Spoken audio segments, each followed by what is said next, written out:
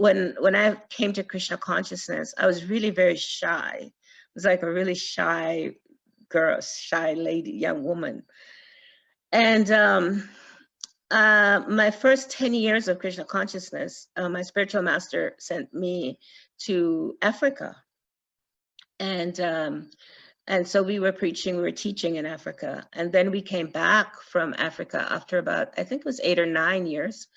And then we opened this institute, the Institute for Applied Spiritual Technology.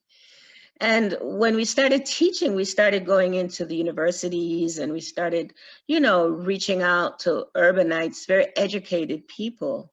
And so at one point I started getting invited, you know, to some of the different activities that were going on in Washington, D.C. And there was a group in Washington, D.C. that was called the Divine Universal Sisterhood. And it was women, all women. And this one woman, who later actually did become a devotee of Krishna, she invited me to this program with the Divine Universal Sisterhood. And she asked me to speak. And I was so nervous, because even though I had already been in the movement for more than 10 years, I never really spoke publicly. And I would speak, but not, I would speak distributing books, but not speak in public at a public program like that. So I was so nervous. And I just remembered it was the most uncomfortable feeling ever. And I remember going back to the temple, or to our preaching center, the Institute, and sharing with my spiritual master, you know, like, wow, that was such an experience. I didn't expect that she was gonna call on me to speak. And you know, I was like trying to say no, but they were like, no. And I think they couldn't believe, like, I was uncomfortable. I think that was a shock to them, because they were like, you know, pretty powerful ladies. And so I was sharing this with my spiritual master, and my spiritual master said to me, he said, okay, we're in Washington, D.C. We're going to be, you know, speaking to a lot of different kinds of groups, and you're going to be asked to speak. And so I want you to start speaking to people. I want you to start speaking publicly. And so really, he empowered me to do that, because on my own, I probably would have not ever done it. And by that empowerment, by him saying, I want you to ask them to ask you to speak, let them invite you to speak. And I want you to keep speaking. I want you to keep doing it. I want you to keep doing it.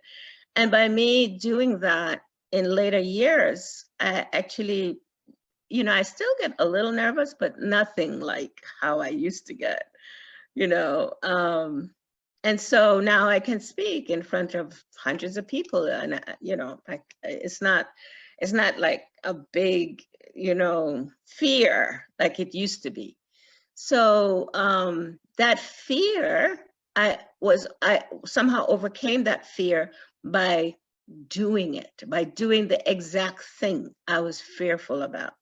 And so that's one of the ways that we can really address fear, is if we are thinking we are selfish, or we're thinking we're impatient, or we're thinking that we're lazy, or we're thinking, you know, other people might think this or that, jump into that thing, that very thing, and just do it, whatever it might be.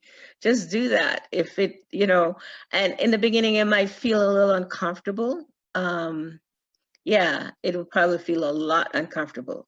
However, if we cannot persist, we kind of just keep persevering to do it, then we will see that it will go away. Maybe not totally, because I don't think, for me, I think I'm still a little nervous of some, you know, maybe some people, I guess I would be a little bit nervous speaking to. However, in general, that fear is not as much there. So that's one of the ways that we can replace the fears that we may be experiencing in our bodies. So if